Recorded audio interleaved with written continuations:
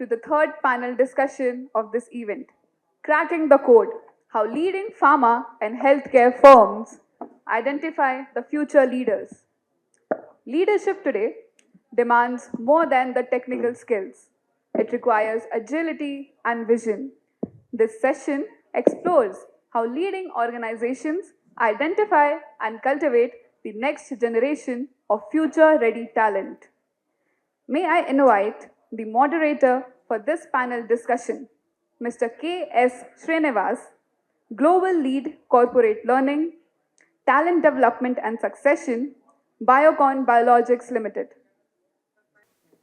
Joining with him, the panelists for this session, Mr. Abhishek Kumar, CEO, Ripples Learning, Dr. Vivekanand Chandra Kumar, Regional Head Administrator, Emergency Medicine Physician, Kaveri Hospital, Mr. Shamsuzman Ansari, Associate Professor, IIHMR, Bangalore.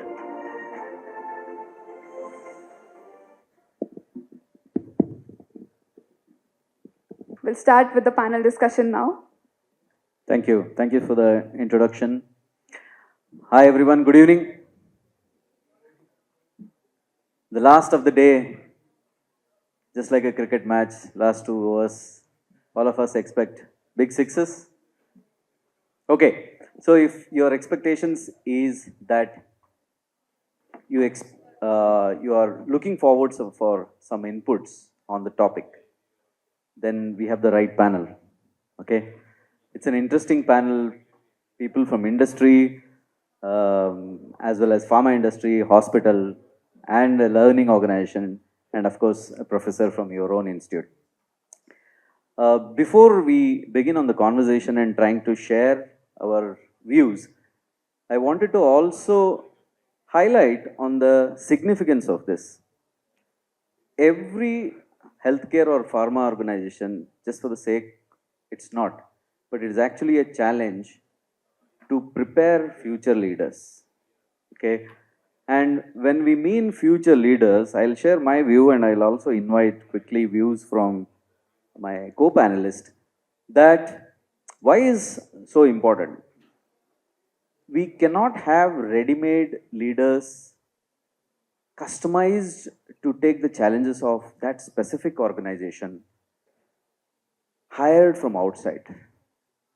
Yes, some of the leaders can be hired, but it's the best with what we have seen is if they are grown within the organizations.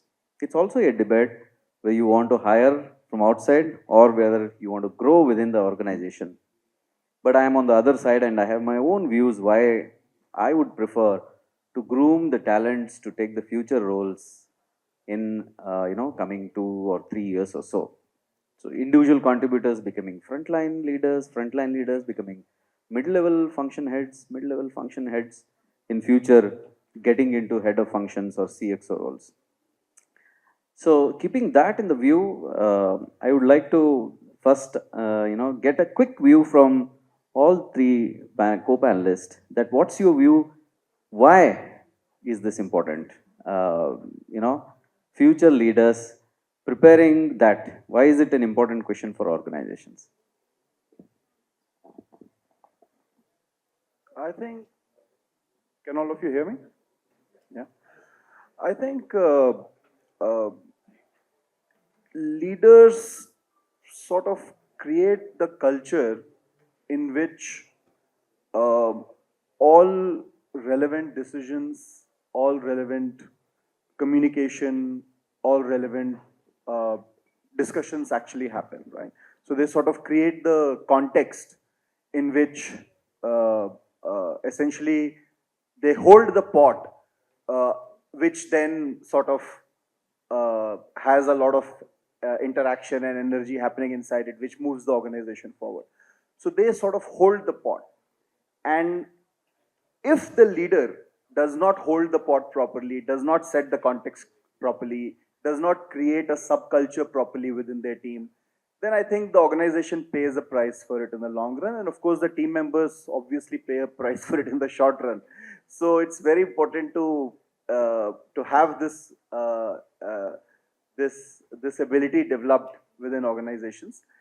And I would also like to agree that sometimes what happens is when leaders are grown from within, they sort of have the DNA of the organization, they understand the culture of the organization. Culture is not very often what is written in the mission statement or the vision statement. It is often the unsaid stuff, things you don't say but are true. Things which are unsaid but true, and rules that are not written but everybody follows. That creates the culture of an organization. So since they're sort of already attuned into it, they can uh, carry the torch better. But yeah, sometimes you need to disrupt that also. So bringing in some energy from outside can also be helpful. I think you need to maintain a balance, is what I feel. Thank you, Abhishek. Yeah, that's interesting. And happy that there is one more mind which resonates with my thoughts. Thank you. Yes, Yeah. Professor Shams. So yeah, leaders are important for the holistic growth of any organization. Then the question is, we should have homegrown leaders, or we should have from outside. So even I second the thought of Mr. Abhishek. We should maintain a balance, and it always depends on the objective. If we have homegrown leaders, they are well prepared to take the next step. We should take them from within the company, right? But if we are not able to find, if we don't have ready leader, right, we can go outside. And we should have from outside as well, because it's important to maintain a diversity. That is very important. Absolutely. I think you brought in an additional view here is by bringing outside talent at the leadership level, we get fresh perspectives. I do see it. Thank you for sharing that perspective. Thank you, sir. Dr. Vivek. Firstly, I just want to say it's ironic that this talk on leadership is one of the last sessions when actually it's the need of what we in the hospital industry, and I'm sure in other industries, and most of the students here are aspiring to be. Coming to your question, essentially, there's this statement in a book by Obama, Promised Land, where he says that, if a problem came to my desk, it didn't have an easy solution. So, in my perspective, a leader is someone who can risk stratify, who can manage and understand that in life, you don't have an easy solution. So, depending on where you are in the context of an organization, that leader has to be sourced from within or without. Thank you. That's again an interesting perspective. Yeah, in fact, just to add one particular thing to that. So, what we are discussing is the role of leaders within the organization, but there is also leadership needed in the domain itself, isn't it? And I think that is really someone who is operating at the boundaries of what is possible for the domain, or at least possible for us, for example, in the context of India, and then pushing that domain forward.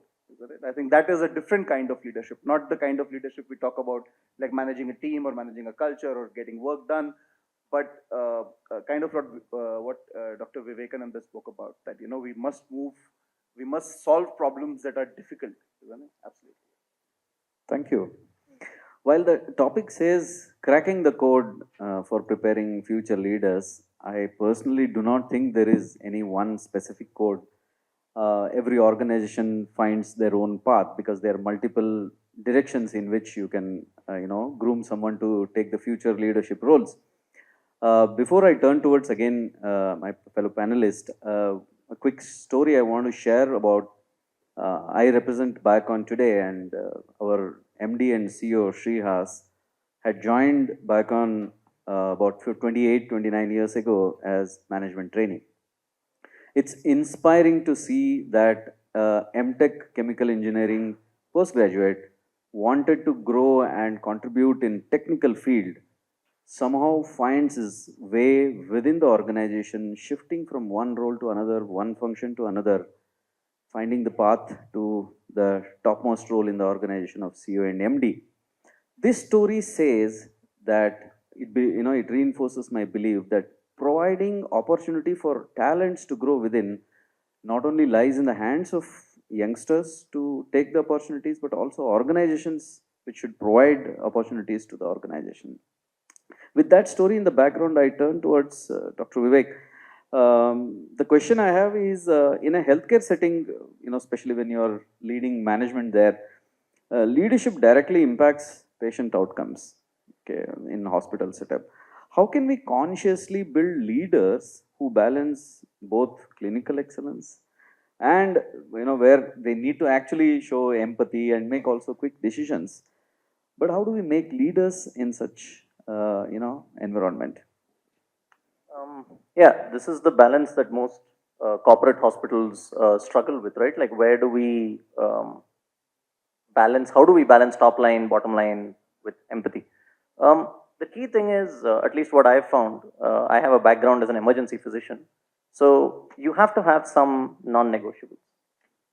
You have to have some areas where you know that even if it is on a case-by-case basis, you choose to not move the needle in that direction. So, for example, at our organization in Kaveri and in most other hospitals as well, in pharmacy, formulary and brand management, we make it a point to incorporate and bring the doctors in. It may not always be the wisest decision financially. I have so many colleagues from the pharmaceutical industry here, so they will know.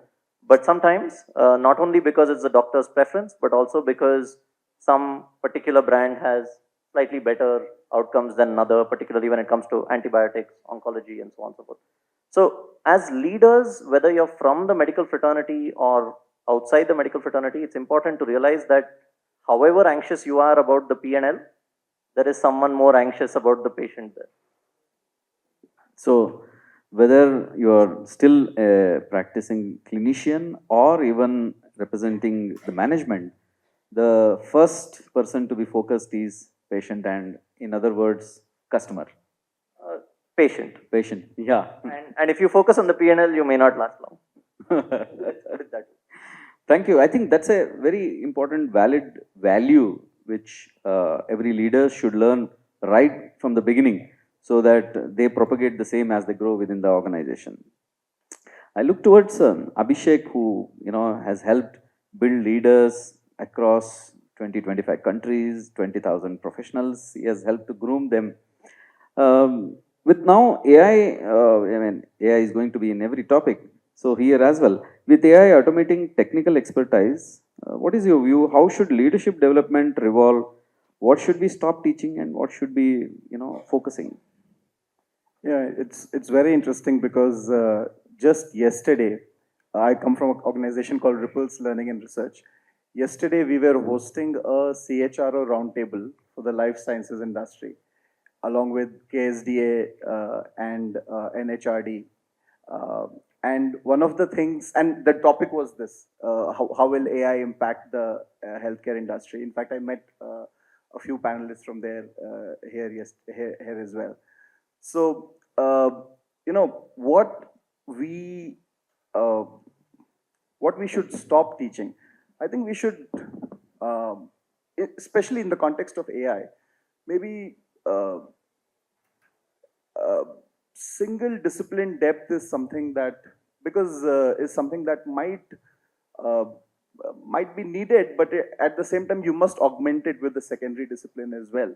Because what is happening is, for a long time, I think the way we have divided life sciences, and in fact any industry per se, is we have hyper specialized, right? We have gone in deep into specializations, and we have specialists for every small thing. Now, what AI brings is this ability to specialize can be outsourced to AI to a large extent, right? So the AI can specialize. At that point of time, what you really need is this beautiful word called consilience, which is this ability to move between disciplines and across disciplines and find wisdom which is not available to AI, right? So which is only available if you're able to see these large meta patterns between disciplines and sciences. So I think that is one very important thing that emerges. Single discipline depth, anything that has to do with memory or even basic level of reasoning, recall is not something we should be teaching.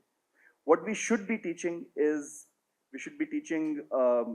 judgment in ambiguity. I think that is something that AI cannot do. AI is very good at giving you 10 responses. It will give you 10 solutions. Which one will you pick? Isn't it? In fact, it will give you 10 solutions in 10 minutes.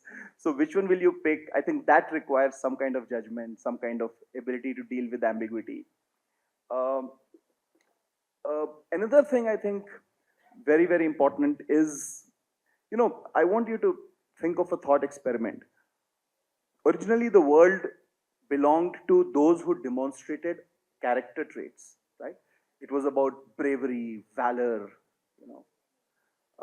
Slowly the nerds sort of took over the world, isn't it? So then people who had intellect, who had very high reasoning, very high ability to specialize, they sort of took over the world. If AI is going to make intelligence available on tap, let us say that happens, we achieve AGI in 2 years and 5 years we have super intelligence or something. If intelligence is available on tap, then what would differentiate a human being? So I think my guess is what would happen is we would go back to character, isn't it? We would go back to courage and being proactive and taking risks, because those are not things that an intellect can do. Those are not intellectual things, right? Ability to take a risk or ability to be proactive is not something that is based on reasoning power. That a human being has to decide, isn't it? I've been hearing one of the speakers, they said that ChatGPT, to catch up with ChatGPT, we need 20 years and we can't do it. But similarly, the earlier panel also spoke about how we are not really innovating in India in terms of basic drug research or molecule research. And I think maybe we need to question those things, isn't it? Because Sam Altman came to India, he said that we have you'll need 20 years to catch up with us. We thought it'll take 20 years and $20 billion. But then DeepSeek from China did it with $5 million and 100 employees, isn't it? Not even funded. Right? So we need to ask ourselves this question, why are we saying that we should always adopt and not innovate? Why should breakthrough science not happen in India? Why should serious science not happen in India? And I think this is a question that is being put to a good group of people. You have 30, 40, 50 years of career ahead of you, and maybe this is something that you can really, dedicate your life to solving. It's a good thing to dedicate your life to. But then again, this decision AI cannot make, you see. Not any amount of AI can make this decision that we must pursue this tough problem, this impossible problem. We must solve it in India. So yeah, I think these are things that AI can't do, and I think this is what we should focus our leadership development on in the years to come. Thank you. That was so insightful that the landscape has suddenly changed in the last few years. I remember one of the leadership coach had made a recommendation in our leadership training that earlier leaders were expected to provide answers. But if some of you want to grow and become future leaders, the skill you should hone up is asking right questions. And you may not have answer, but you should know how to ask the right questions, because if you ask the right questions and prompt ChatGPT, probably you will get the right answer. So thank you for sharing that. From industry, want to add? Yeah, in fact, I would like to involve you in the discussion, Mr. Srinivas, if that's okay, because we are privileged to have you here with us on the panel. Just want to understand what qualities and competencies do you think will define the next generation of leaders in the healthcare and pharmaceutical industry in India? Yeah, I think I would like to represent what we live do. In the last 2 years, we have kind of overhauled our skill framework. Considering the dynamics in the industry and various forces which are shaping and reshaping our business, we kind of doubled down on 4 areas. While there is one core that is all across the 4 is how will you use AI for these 4, that remains as a core. But these 4 areas for leadership is, one is strategic, we call them all of them as agilities, strategic agility. It's not just about strategic ability, agility. So how do you quickly change strategies when the scenarios changes? The second agility is innovation agility. While we are, in biopharma, but we create biosimilars. From back on, if we have one original molecule research, we have similar products which are 4. So there it requires innovation agility, quickly coming out with new solutions. Third one is change agility. Agility helps people or the leader to navigate through the changes. And the last one is organization building. It's not just about business, it's about the people. Whom do you take? And how do you take your people along with this business scenario? So these are the 4 areas where we focus. right from mid-level to senior level. Entry level would be slightly different. We don't need these 4 at the entry level, but mid and senior level, all our leadership interventions focus on these 4. So for leadership, these are the These are the competencies 4. that would be. Thank you. Thank you so much for that insight. Pleasure. So, thank you. I mean, with that, now I turn towards academia. How, specifically taking example of IIHMR, your curriculum keeps shaping or reshaping. What changes you need to bring when the business scenario changes and the expectations from the leaders is, changing every year or two? Thank you for asking this question. This is very relevant. At IIHMR Bangalore, we follow a very comprehensive approach when it comes to design a curriculum and update that on a periodic basis. So one source is industry experts. We keep inviting industry experts to our campus. And we invite academicians from other institutions which offer the similar kind of program. For example, today we had a launch of our program PGDM in Pharma Management. So for that, we invited industry experts who come from sales and marketing from pharma side. We invited people who have expertise in regulatory affairs, who have expertise in consulting side. Also, we invited professors from other colleges like IIHMR Jaipur. They are into pharma management for the last 20 years. We invited them as well in the panel. And we also invited some of our alumni who have been the part of pharma management specialization, and now they are the part of the industry. And we also included our internal faculties, and then we had a deliberation, right, that what are the topics which must be the part of our curriculum, which are the topics we need to remove, and which are the topics we need to make some modification. Because we understand that after doing MBA, PGDM, all students actually, they want a job. So our responsibility is to make them industry ready. And that we can do only with such kind of deliberations. So that we do. And we understand this is not the one-time process. We do it every year. Like we have been offering PGDM in hospital and health management for the last 15, 16 years. So far, we have convocated 14, 15 batches. And our record shows that we have been providing, 100% placement. Although we don't claim that, but the record shows that we have been providing 100% placement.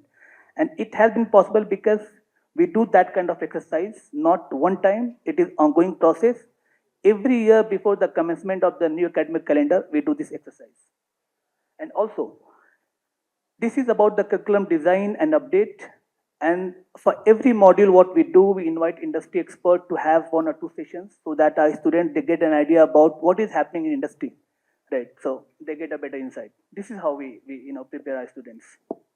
Thank you. I think even I feel, being a member from the industry, that a constant interaction between industry and institute is the most fruitful way of kind of fine-tuning the curriculum in order to make it more relevant. Right. So that the industry also feels more confident in hiring, the students from there. Thank you for sharing that. One thing is, taking the help in designing the curriculum. Second is the execution part.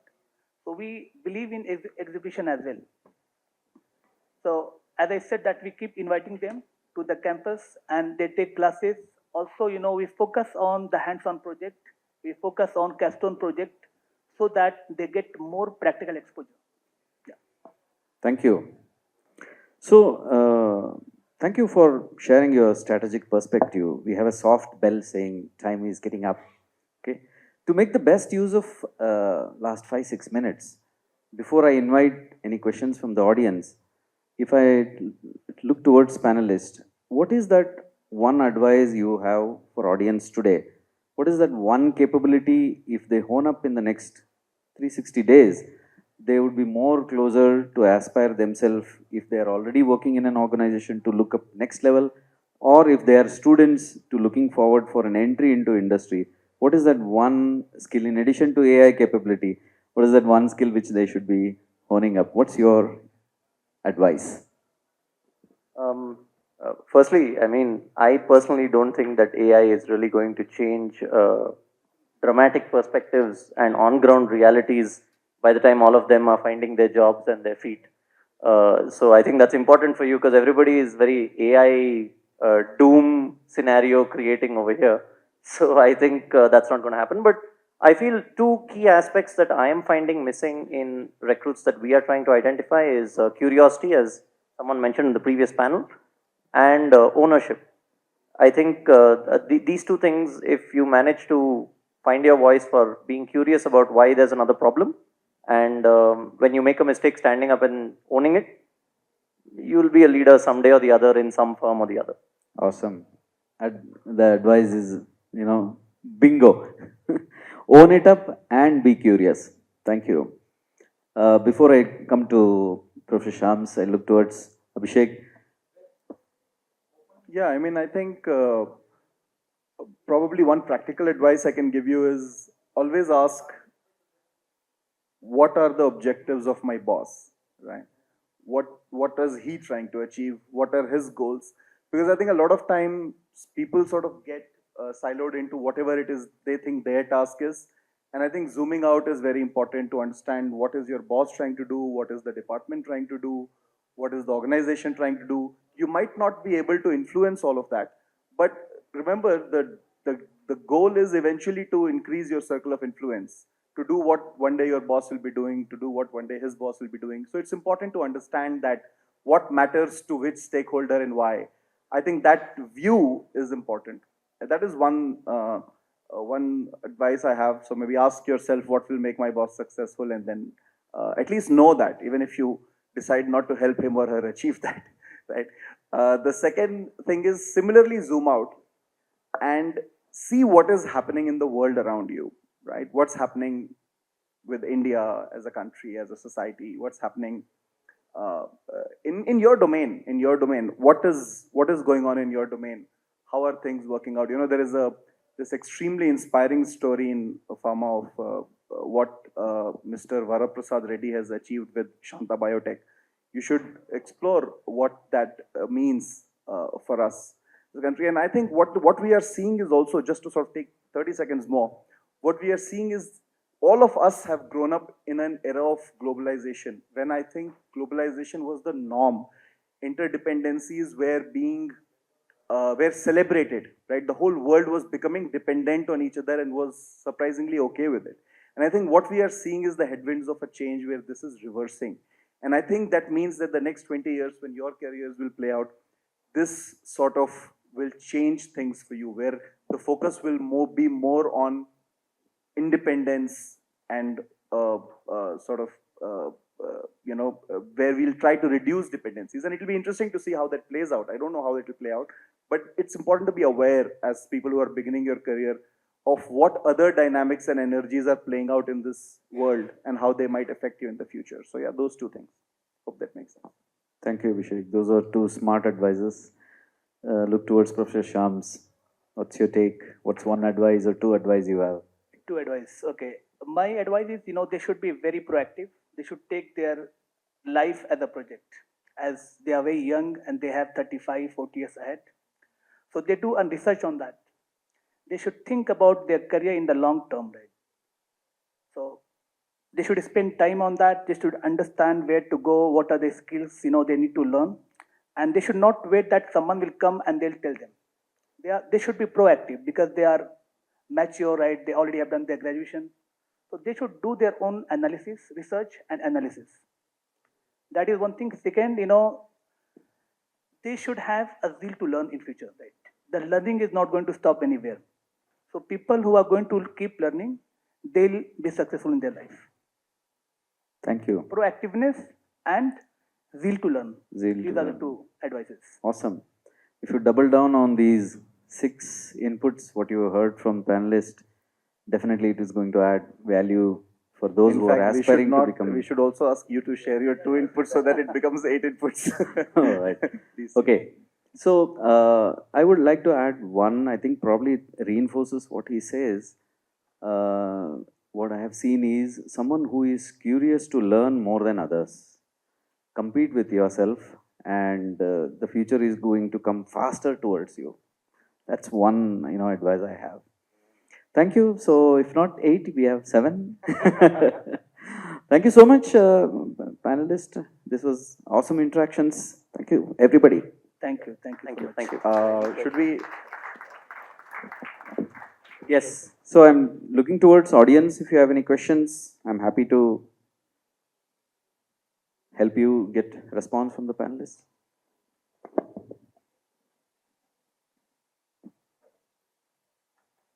They're working on the 7 already. All right. Okay.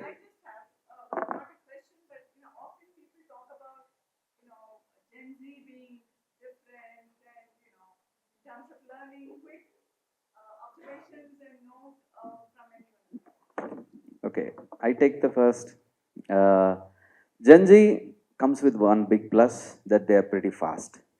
Okay, uh, it's easy to advise, but however, I would ask them to probably take small pauses in between in their pace of growth aspirations, because everything takes little time before they achieve it what they want to achieve.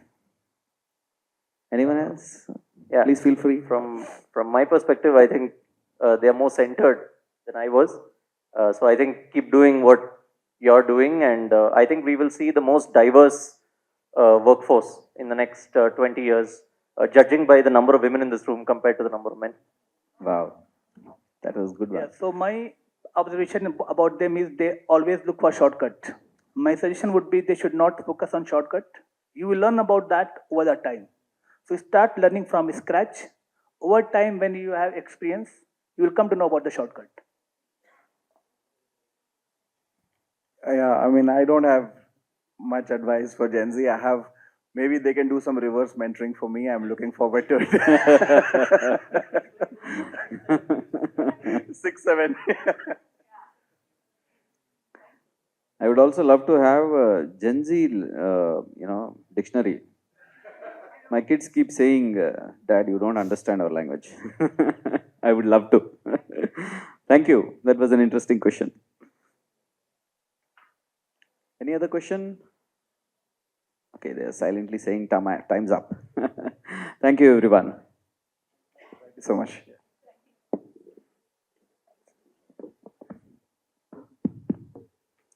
Thank you for those valuable perspectives, sirs, and on especially the perspectives on the importance of maintaining a balance on leadership being developed in an organization and from outside the organization, along with the importance of decision making in leadership, along with the significance of correct judgment, ambiguity, questioning, curiosity, ownership, and domain knowledge, the value of agility in leadership, and concluding that leaders are not made in one night.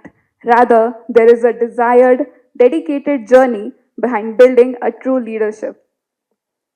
Wonderful. So that's very reassuring that at least one person was listening. Thank you, sir. We now proceed to felicitate our panelists in appreciation of their valuable contributions. May I request Mr. K.S. Srinivas to present a token of appreciation to the panel members.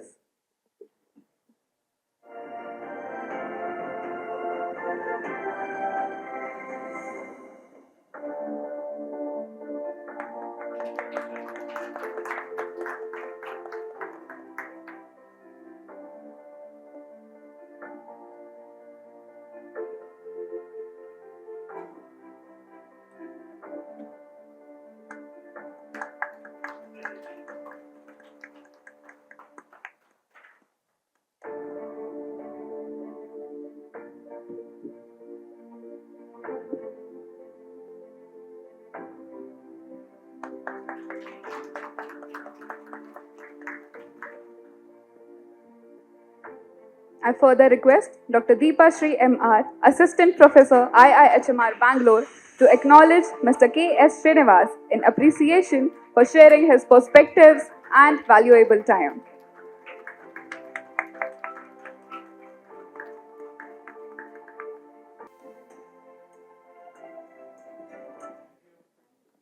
Thank you, sir. Thank you, ma'am. Now, I would like to call again Dr. Nayana for the further quiz for this panel discussion. So let's keep it light. One of our panelists gave a very simple definition of what culture at workplace is. If somebody can make other than the panelist, somebody can repeat that sentence. He made almost 2 to 3 sentences. If at least one sentence can be repeated, I'll give away a prize. Come, come, come, come, come. I can't hear you.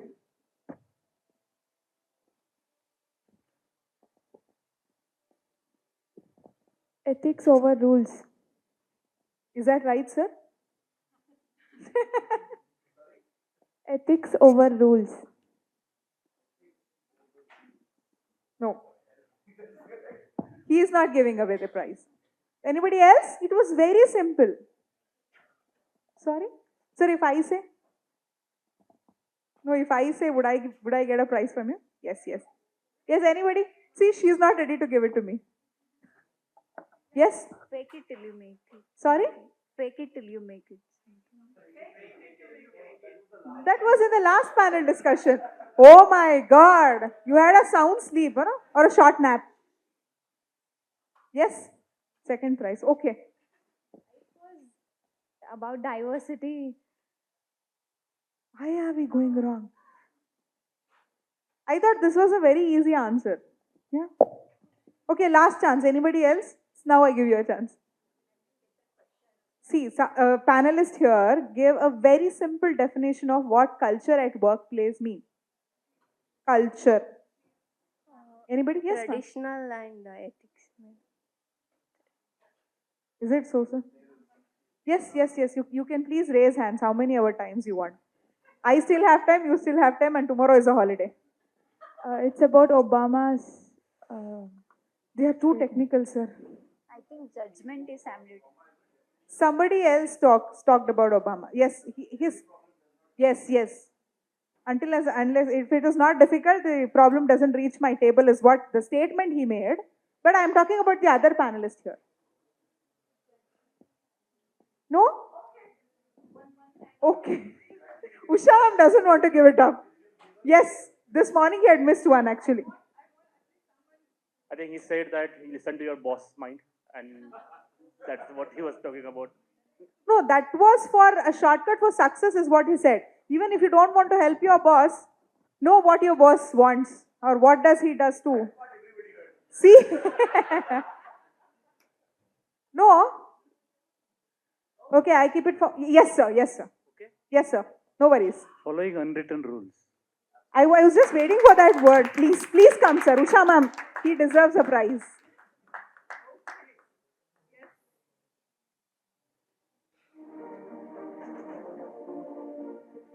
Congratulations, sir.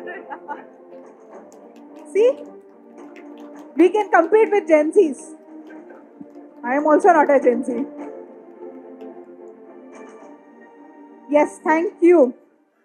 In one of the session in the morning, one of the chief guests spoke about the dosage of insulin. He said, when the insulin was introduced, initially we were giving so many doses in a day, and now we are coming up. Yes, if you have raised your hands, come here or talk to me. Now it is once a week. So what was the initial dose? How many doses? I saw the first hand. Yes, please. 6 times. So which was the year he mentioned?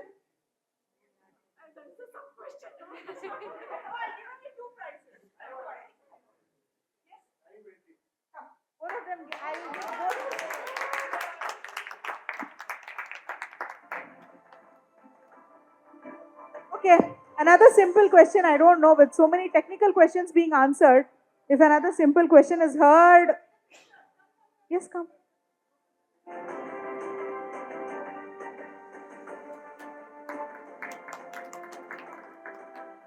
In the morning, one of our chief guests spoke about 3 Qs. A Q, B Q, C Q.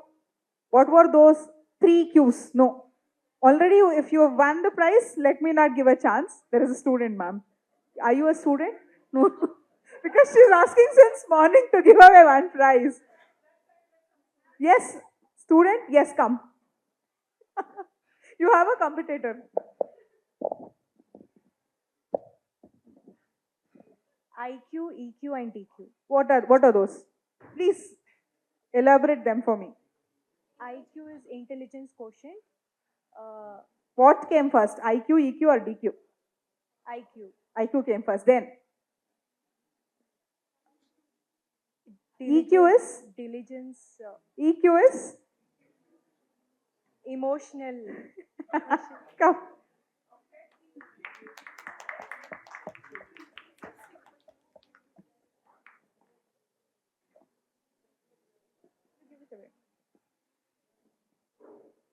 So how many more prizes we have? We have one for Dr. Jyoti. We will. Yeah. Yeah.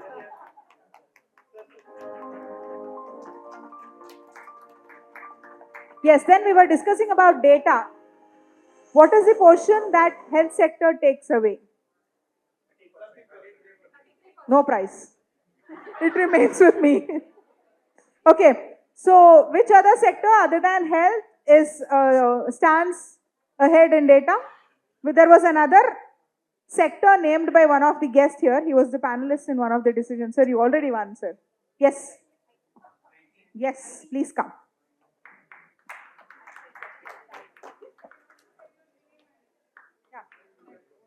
So, hi everyone, I'm Vinayak. I'm working as a competitive intelligence professional at Data Science Bangalore.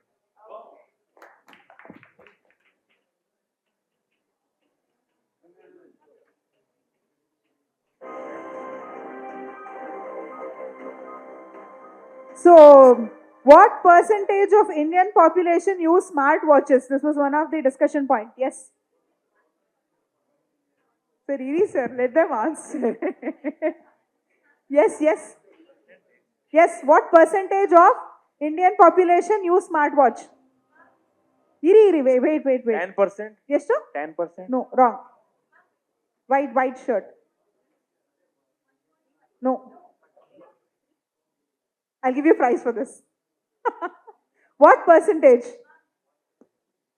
The one who has not got prize can answer. Yes. Come. Or else I would have given it to you, sir. You give it, ma'am.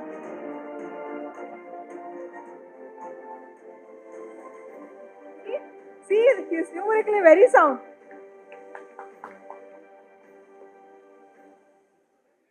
My goodness. This is Nikita, first year student in IIHMR Bangalore. Thank you. And my last question goes like, diagnosis was discussed by one of our speaker. Yes. So which was the disease he named? Go. It's gone. Gone. I'll give it to you, sir. Cancer. Thank you so much for being all attentive. Thank you so much for the day. I think, yes, sir. Ma'am should be giving a prize to sir. One to Dr. Jyoti also, ma'am. She's answered all the questions, waiting for one single prize.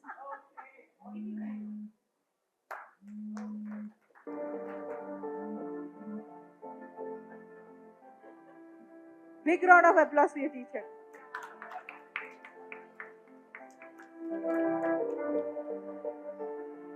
Thank you so very much.